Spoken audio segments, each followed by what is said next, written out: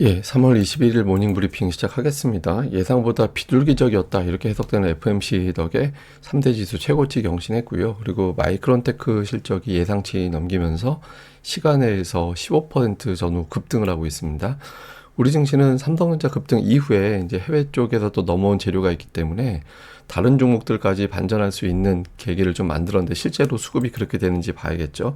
특히 외국인 투자자들이 어제는 삼성전자만 매수했는데 오늘 장에서는 어떤 변화가 생기는지 주목을 해봐야 될 것 같습니다. 우선 미증시는 3대 지수 모두 사상 최고치 경신을 했고요. 그리고 FMC 안도감의 러셀 2000 지수, 그러니까 뭐 중소형 업종 지수가 2%, 중소형 지수는 2%나 이제 급등을 했기 때문에 전체적인 분위기는 FMC의 안도한 그런 흐름이 나타났다. 이렇게 보면 될 겁니다. FMC 내용을 좀 보면 우선 금리는 만장일치로 동결을 했습니다. 그리고 경제 전망에 대해서는 올해 전망을 1.4%에서 2.1%로 상향 조정을 했고, 중요한 건 이제 물가 지표거든요. 제가 늘 말씀드리지만 CPI, PPI보다 연준은 PCE를 봐요. 예, 근데 PCE 물가를 보는데 올해 PCE 물가는 2.4%로 작년 12월에 전망한 거 그대로 유지를 했는데 근원은 좀 높였습니다. 근원은 기존의 2.4%에서 2.6%로 높였거든요.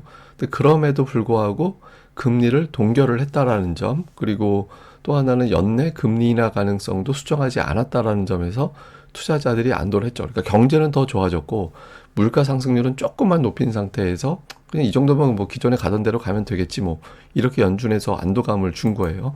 중요했던 건 이제 점도표인데, 점도표라는 건 뭐냐면 연준 위원들이 이 19명입니다.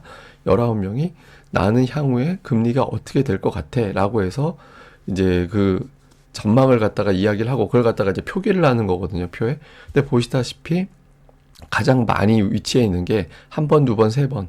올해 금리 세 번 내릴 거야에 가장 많이 몰려 있잖아요. 제가 어제도 말씀드렸지만 이 표가 되게 중요하다. 그러니까 금리나 점도표가 만약에 이제 세 번 정도 유지가 되면 시장에서는 긍정적.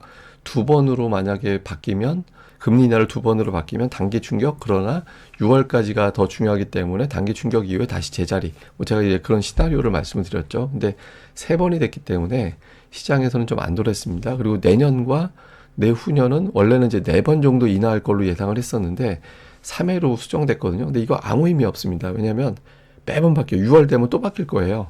그래서 내년과 내후년에 대한 어떤 전망은 의미가 없고 중요한 건 올해 전망치인데 일단은 기존의 어떤 점도표를 유지를 했다. 그러니까 뭐 최근에 뭐 PP 그 소비자 물가 지수, 생산자 물가 지수가 조금 걱정이 되네 이런 분위기가 있었지만 연준에서는 별로 신경을 안 쓴 거예요. 그래서 뭐 에이 한번 살짝 튄 수치지 뭐 이렇게 봤다라는 거죠. 그래서 투자자들이 그래 올해 금리 세 번 내리는구나 이제 안도감을 가진 거고, 파월의 발언도 보통 그 파월이 취임하고 나서 어떤 특성이 있었냐면 기자회견 할 때 그 회견하는 시간대 주식시장이 하락하는 그런 경향성이 있었거든요. 근데 지난번 회의부터는 좀 달라졌어요.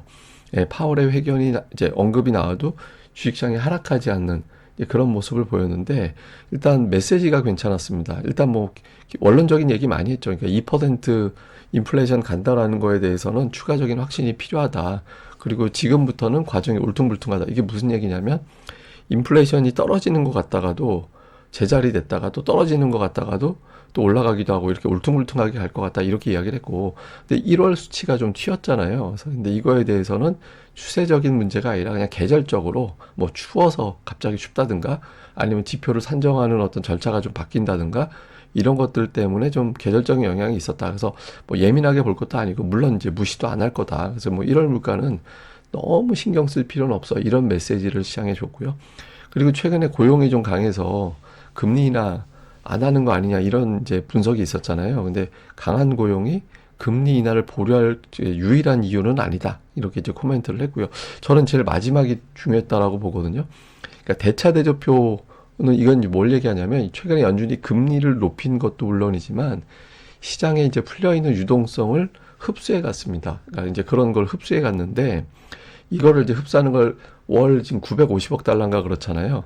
시중의 유동성을 계속 연준에서 빨아들이고 있었거든요. 근데 이거를 빨아들이는 속도를 조만간 좀 늦추는 거에 대해서 공감대가 있다. 이거는 사실상 금리 인상하는 걸 풀어주는 것과 마찬가지 효과가 있다라고 봐야 되거든요. 근데 어쨌든 대차 대조표는 대해서 이제 속도를 좀 늦추는 거, 이제 돈 빨아들이는 속도를 늦추는 거에 대해서 공감대가 있다라고 얘기를 해서 제 생각에는 금리 인하 플러스 대차 대조표 축소까지 전해지면 뭐 시장에서는 비교적 긍정적으로 평가하는 상황이 만들어지겠죠. 그래서 파월의 발언은 뭐 아주 메시지를 세게 준 건 아니지만 은근히 비둘기였다. 그러니까 뭐 예전에 이제 파월 별명이 인둘기였거든요. 그래서 근데 어쨌든 오늘은 그런 태도를 보여줬고 투자자들이 이 부분에 안도감을 가졌다. 이렇게 보면 되겠습니다. 어쨌든 그 파월 의장의 인터뷰까지 나오면서 시장은 이제 금리가 내려가는 이제 그런 모습을 보였고 이제 4.2%대까지 내려왔죠. 근데 이게 엄밀하게 보면 그렇다고 뭐 엄청나게 비둘기적인 건 아니잖아요. 뭐 올해 금리 사실은 4번 내릴 거야, 6월부터 내릴 거야 이런 메시지를 준 건 아니기 때문에 금리가 폭락할 정도의 사안은 아니죠. 그래서 금리가 조금 내려왔는데 사실 지금 위치도 좋은 건 아니에요. 그러니까 이거보다 더 내려가야 되고 금리나 전망도 조금 달라졌습니다. 당초에 이제 그 40% 정도까지 동결 확률이 올라갔다가 25%로 내려왔어요. 그래서 6월에는 금리를 내릴 것 같다라는 분위기. 저는 개인적으로 6, 9, 12 이렇게 금리 내릴 걸로 현재는 예상하고 있거든요. 근데 어쨌든 6월에는 금리를 내리겠구나라는 기대감이 다시 이제 높아지는 그런 계기로 작동을 했습니다. 근데 이게 사실 더 중요한 거는 마이크론 실적이었거든요. 마이크론 테크 실적 나왔는데 예상치 상회했습니다. 매출 58억 달러, 원래 적자 예상했는데 42센트 흑자 나왔고요. 가이던스도 예상보다 높게 잡아줬습니다. 그러니까 뭐 복잡하니까 숫자로 제가 보여드리면 매출 58억 달러, 예상치 53억 달러 상회했고 적자 예상했거든요. 26센트 적자 예상했는데 42센트 흑자로 나왔고 그 다음에 가이던스 향후의 실적은 대략적으로 64에서 68억 달러, 시장 전망은 60억 달러였는데 예상치 상단보다 더 높게 나왔죠. 하단이.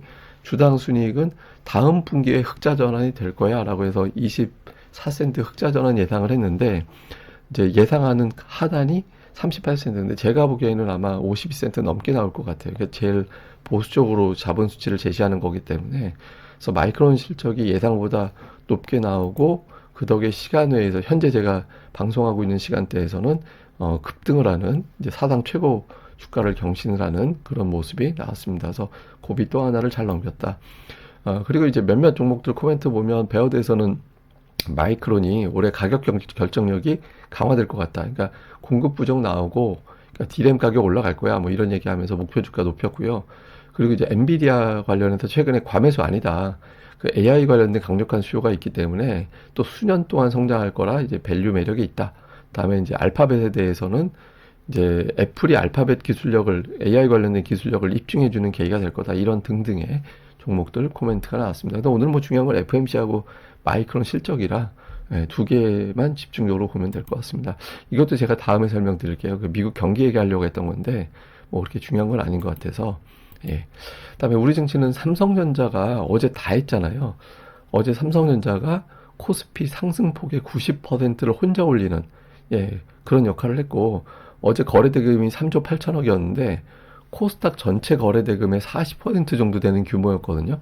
코스닥이 움직이기가 어려운 그런 상황이 만들어진 거죠. 그리고 외국인 코스피 순매수한 금액보다 삼성전자의 한 종목 순매수한 금액이 더 컸습니다. 107% 됐고 기관이 코스피 순매수한 것보다 기관이 삼성전자 한 종목 매수한 금액이 더 컸거든요. 한 110%였으니까. 그러니까 어제는 삼성전자가 다 한 거예요.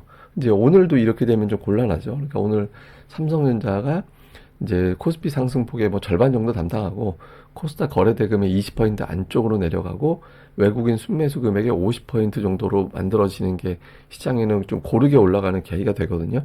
이런 변화가 생기는지 제가 어제 아침 방송에서 오늘 내일 제일 중요한 종목은 삼성전자입니다라고 콕 찍어서 말씀드렸잖아요. 근데 이제 이게 달성이 됐기 때문에 오늘은 이게 분산이 되는 게 중요합니다. 그런 흐름이 나오는지 아니면 초장에 고점으로 시작해서 음봉이 나오는지 이게 중요하고 또 하나는 코스닥의 상승 종목수 추이인데 상승 종목수 추이가 계속 줄어들고 있었잖아요. 이렇게 보면 그래프가 좀 줄어드는 경향이었는데 최근에 이제 어떤 변화가 있냐면 상승 종목수 줄었다가 늘었다가 줄었다 늘었다 지그재그의 움직임도 나오고 있거든요. 근데 여기서 우상향하는 그래프가 이런 식으로 올라가주는 그래프가 나와줘야 됩니다. 그래서 코스닥의 어떤 상승 종목수가 늘어나느냐 이게 이제 삼성전자 또 밸류업 여기에 계속 수급을 빼앗기면서 고전을 했거든요. 그래서 오늘 FOMC 결과 그다음에 이제 마이크론의 실적이 이런 변화를 초래하게 되는지 좀 잘 봐야 될 것 같습니다.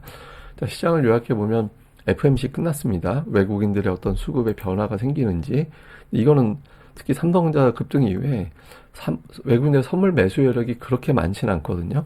그러니까 이제 외국인 투자자들의 어떤 선물 움직임, 이걸 갖다가 이제 변화가 생기고 선물 매도가 나옴에도 불구하고 지수가 올라가는 그런 힘을 발휘해 줄지, 그러니까 이것도 중요하고, 다음에 코스닥 쪽에 변화가 생길 가능성이 있어서 가장 먼저 움직이는 업종이 뭐가 되느냐. 오늘 같은 경우는 반도체가 아무래도 반응하기 쉬울 것 같긴 한데, 금리가 내려가게 되면 다른 종목군들, 뭐 2차 전지나 제약이나 이런 종목군들도 일부 더 반응할 수 있게 되거든요. 엔터도 마찬가지고. 그러니까 반도체 이외에 또 같이 움직이는 업종이 뭐가 되는지, 이것도 시황 풀이상 중요합니다. 그리고 일단 최근에 지수하고 무관하게 강하게 움직이는 게 조선하고 화장품이거든요.